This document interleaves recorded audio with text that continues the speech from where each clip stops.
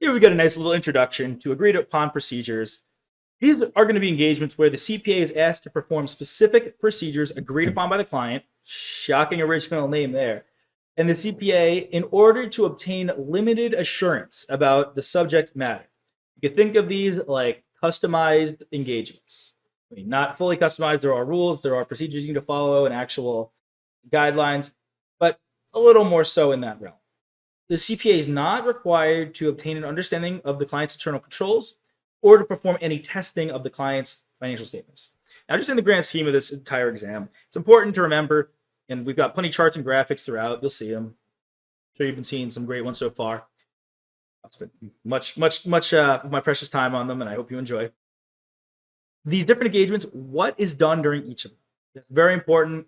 When are analytic procedures done? Are they done in which types of engagements? And also, similarly important, I'll say this a bunch throughout the course, which stage of the engagement do they happen? For example, are you going to perform analytical procedures in planning? Are you going to do them in the conclusion phase? Well, you're not doing them in the conclusion phase. That is a common trick on a lot of multiple choice questions. When is testing done? When would we send out bank confirmations? That's going to be done in the testing phase. That would not be done in the planning phase. Super small, the question might be super long, right? And then you got one tiny word in the question, just says in the planning phase. Super sneaky, trying to trick you. Don't fall for it. That was a little tangent. Just the importance of that, making sure you understand in agreed upon procedures engagement, you're not going to do these particular actions. There will be actions you take.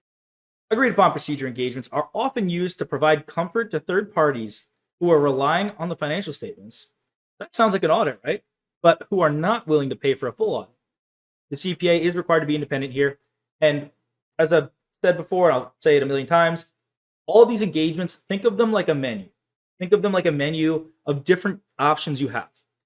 A lot of people taking this exam, I know, are coming from massive accounting firms where these companies have seemingly endless budgets and they all need an audit and they're willing to pay for an audit.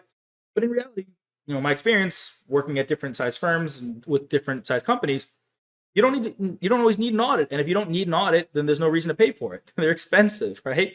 Think about all the times you expensed something on the client. Well, the client feels that. At least certain clients feel that. So in this case, yeah, like if the bank says we want you to get an agreed upon procedure, that's up to the bank. The client says, okay, I'll get an agreed upon procedure. No, they don't want to get a full-on audit. It's a lot of work. It takes up a lot of time for their employees to have to respond to the auditor, deal with them, get them reports, have meetings. Do we as accountants love meetings, right? So a couple of points about the AUP engagement. Let's keep reading on. An agreed upon procedures engagement is an attestation engagement in which a practitioner performs specific procedures on subject matter and reports the findings without providing an opinion or conclusion. That's important. And yes, you're not going to just write up on a Word document, oh, this is what we found. No, there's a specific report, specific way you're going to format all this. But you're not providing an opinion or conclusion. You're just saying, okay, we investigated this, we did a little procedures, and we'll get into what procedures we're going to do here. And this is our findings, right? We find that the company is not even going to get into that yet, not to spoil it, but we find that the company is in compliance with something. The subject matter may be financial or non-financial. So are they just in compliance? Are they treating their employees well? I don't know. I don't think you get an AUP for if you're treating your employees well. The needs of the engaging party may vary widely.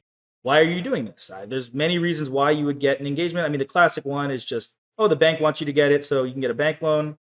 So the nature, timing, and extent of procedures may vary as well. These are, as I said, it's not 100% right to say this, but they're kind of more customized.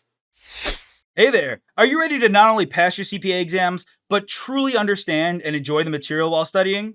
I know it seems impossible, right? Especially to enjoy the material.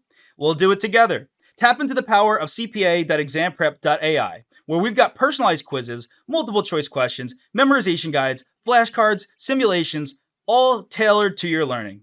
Our adaptive study planning puts you on the fastest path to success and lifts you back up if you fall behind. Avoid wasting your precious time and money attempting an exam with a low chance of passing, because who wants that? We want to get you through this process as quick as possible.